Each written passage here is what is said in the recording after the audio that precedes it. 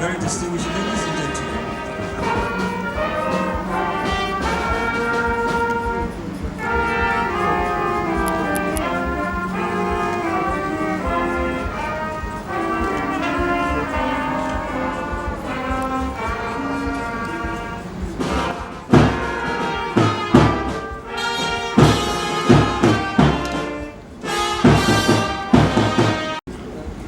Ishaya.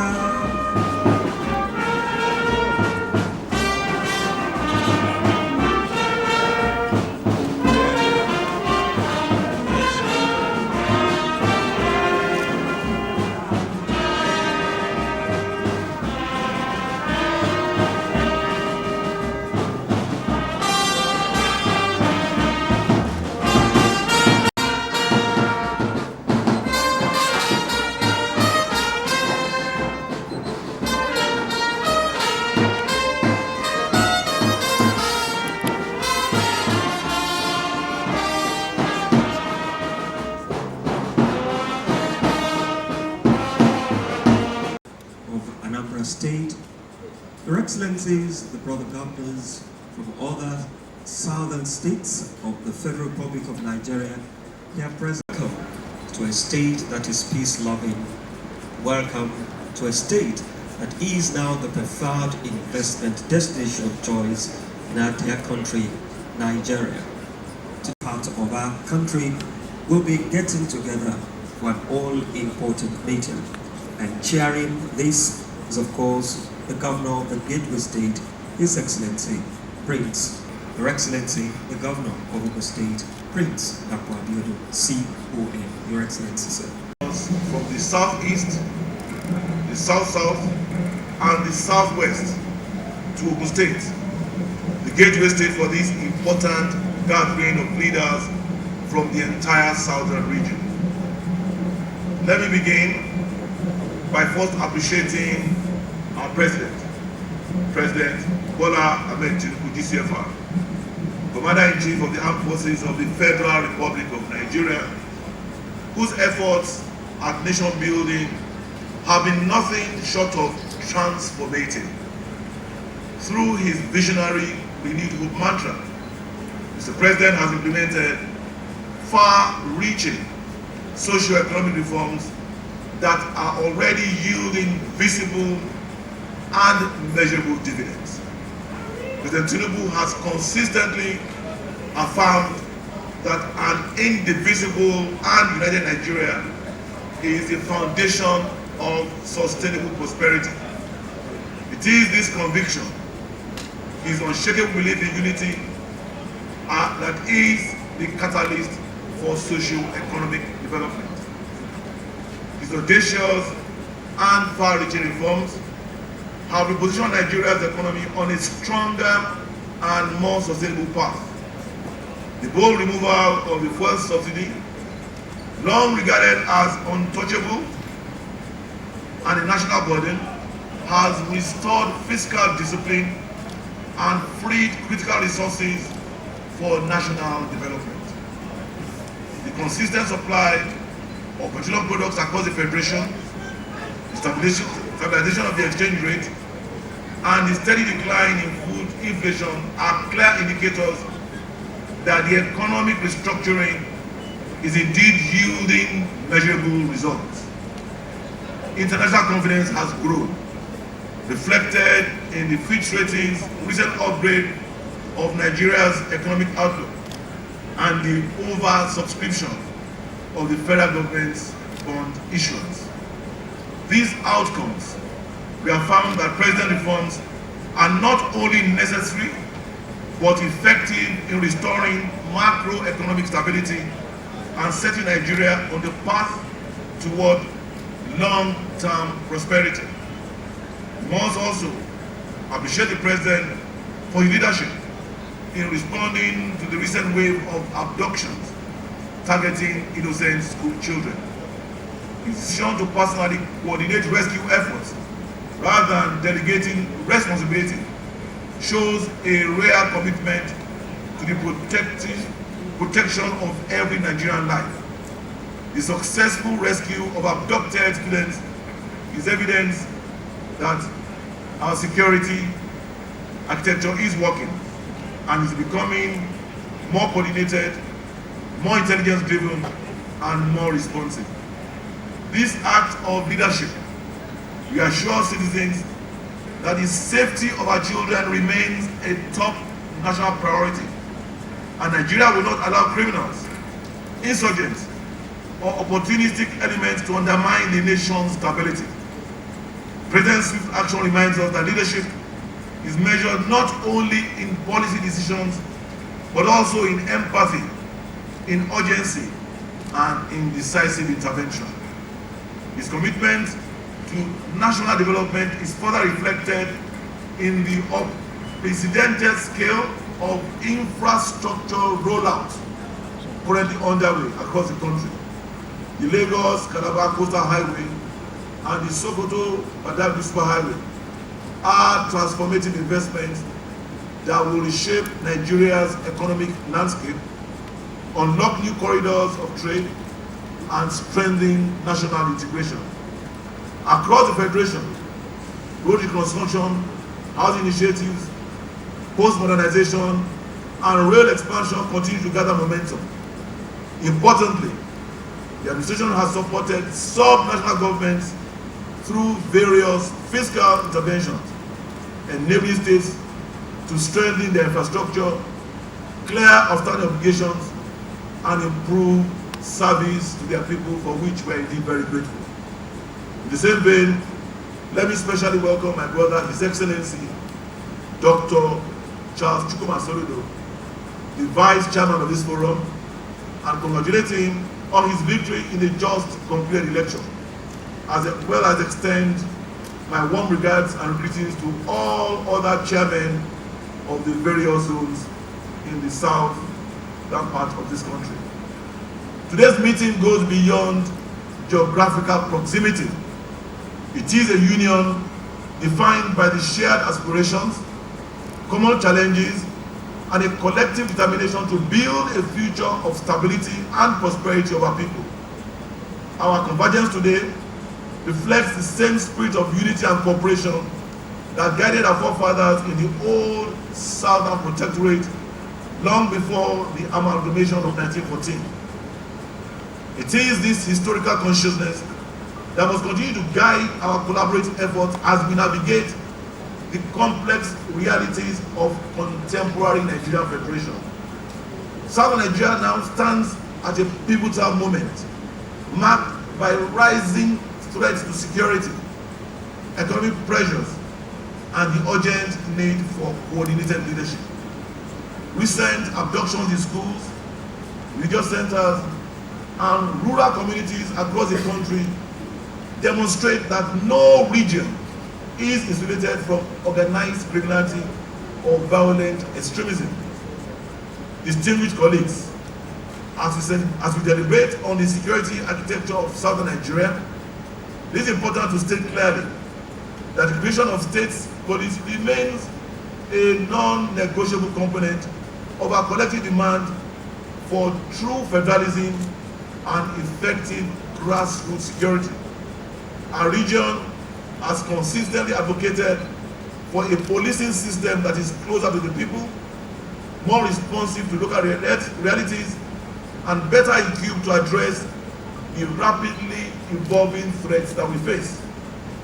Recent incidents across the country reinforce this urgency. A unified southern position on state police will not only enhance intelligence gathering and early warning capabilities, but also strengthen our ability to secure schools, farmlands, border communities, and critical infrastructure across our states. In the same spirit of shared purpose, we will be meeting with our revered traditional rulers who are the custodians of our culture, mediators of community affairs, and the closest authority to the grassroots. Their involvement is essential as we envision a southern region with borders but no boundaries, a region where peace, prosperity, mobility, and the resolution of national issues are shared responsibilities rooted in unity rather than in division. By working hand in hand with traditional institutions, security agencies, and the communities they guide, we can reinforce a collective identity that transcends geography and politics. Together, we shall build a southern Nigeria where cooperation replaces rivalry, where joint development initiatives flourish, where every citizen experiences the true dividends of stability and good governance. The speed at which insecurity spreads also shows that geography is no longer to guarantee of safety. With dense populations, major industrial corridors, seaports, airports, and strategic highways, the southern region faces unique exposure to security risks. We therefore shift from a mindset of assumed safety to one defined by structured, preventive, and deliberate security planning. This gathering provides a critical opportunity to strengthen our collective resolve, deepen cooperation, and act decisively to protect our people and maintain national cohesion. To respond effectively to these threats, Southern Nigeria must adopt a proactive and integrated security framework, anchored on intelligence sharing, border protection, safe school systems, corridor surveillance, and strong community participation. A real-time digital security and intelligence sharing platform linking all southern states will ensure a seamless communication and rapid threat alerts. A comprehensive safe school program must be established to protect our educational institutions, particularly in vulnerable locations. Joint audits of major transport corridors, road, rail, maritime, air, will help identify weak points and inform the deployment of sentinel units and rapid response teams. Community-private security partnerships should be strengthened to bring together local vigilance groups, youth teams, private security firms, and formal security agencies within one coordinated ecosystem. A dedicated regional rapid response fund will also be essential for emergency interventions, for forensic support, and interstate training. At the state level, measures such as mandatory documentation of foreign nationals, dismantling of unlawful enclaves, regulating scavenger activities, intensified forest operations, and a crackdown on illegal mining must be pursued with renewed vigor. Community policing remains a critical pillar in strengthening the security architecture of southern Nigeria as it brings security operations closer to the grassroots where threats are first observed. By empowering local communities, traditional rulers, and neighborhood structures to work collaboratively with formal security, community policing provides early warning signals, enhancing intelligence gathering, and improving trust between citizens and law enforcement. The formation of these frameworks enables quicker identification of suspicious movements, better protection of schools, farms, and border towns, more responsive interventions along critical road corridors. When fully integrated with regional intelligence sharing systems and corridor surveillance mechanisms, community policing becomes a force multiplier, promoting safe communities, reducing crime, and ensuring that security solutions are people-driven, preventive, and deeply rooted in local realities. Beyond immediate security concerns, our region must pursue a coordinated development strategy that addresses the socio-economic foundations of stability. A region-wide connectivity plan linking our capitals, industrial belts, ports, airports, agricultural zones, and mineral-rich areas will modernize logistics, improve mobility, and expand commerce across the southern region. A joint center for digital innovation and entrepreneurship will serve as a hub to empower young people across rural and urban communities, equipping them with skills and digital technology, agri-tech, creative industries, and advanced manufacturing. Southern Nigeria is naturally endowed for sustained agricultural prosperity. Our favorable climate, fertile land mass, and shared coastlines are catalysts for integrated agricultural transformation. Mechanized farming and modern fishery systems must be encouraged to boost productivity, reduce post-harvest losses, and enhance processing and storage capacity so that our products can meet global standards. The persistent challenge of food scarcity, despite abundant arable land and youth population, requires unified, aggressive rural agri policies across our southern states. Every household should be encouraged to engage in at least subsistence farming, while commercial agriculture should be modernized and scaled for domestic consumption and export. Southern Nigeria is really endowed with extraordinary array of natural and human resources that position the region as one of the most economically viable zones in the country. Across the southeast, south-south, southwest, there are extensive deposits of limestone, vast crude oil reserves, abundant natural gas fields, and significant bitumen belts ranked among the largest in the world. In addition to these extractive potentials, the bitumen and limestone belt stretches across part of the southwest, remains one of the most extensive globally and is ripe for large-scale development. The South South continues to contribute significantly to Nigeria's crude oil output, while states in the southeast possess numerous commercial viable mineral deposits like limestone, coal, and other precious metals that can support construction, manufacturing, pharmaceuticals, and energy production. When properly coordinated and harnessed through strategic partnerships, integrated value chains, private sector-driven frameworks, these resources have the capacity to unlock new revenue streams, stimulate industrialization, and create millions of jobs across the southern region.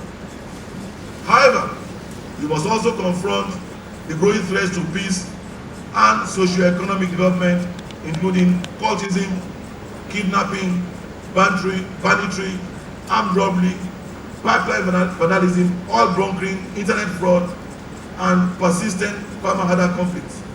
These crimes, whether perpetrated by internal or external factors, have devastating effects on our communities. It is therefore imperative that southern states joint security task forces share intelligence seamlessly and adopt regional strategies to confront similar threats. Artificial boundaries, geographical, political, religious, or ethnic, must never divide us. Neither must they hinder our collective development. Instead, we must draw on our shared cultural heritage, common history, interconnected economic destiny as the basis of regional integration. Southern Nigeria Development Agenda, derived from extensive research and regional assessments, highlights our comparative and competitive advantages and outlines the untapped opportunities across the region. I invite all my fellow governors and stakeholders to study this blueprint and join in shaping a unified and prosperous future. It is our collective interest to think together, plan together, work together. Our challenges are similar. Therefore, our solutions must be shared. As I conclude, I extend my sincere appreciation to all my brother governors for honoring this invitation to my residents in Peru. With our collective resolve, shared vision, and unwavering commitment, I am confident that we can confront the challenges before us and chart a new path of peace, prosperity, and sustainable development for the entire southern region of Nigeria. Thank you all for listening to me. God bless southern Nigeria. God bless Nigeria. God bless everyone. We sure hope you enjoyed this video. For more entertaining video content such as behind the scenes of music videos and movies, music concerts, premieres, interviews, and exclusive gists, subscribe now to our YouTube channel Goldmynetv and be unleashed into a world of super excitement.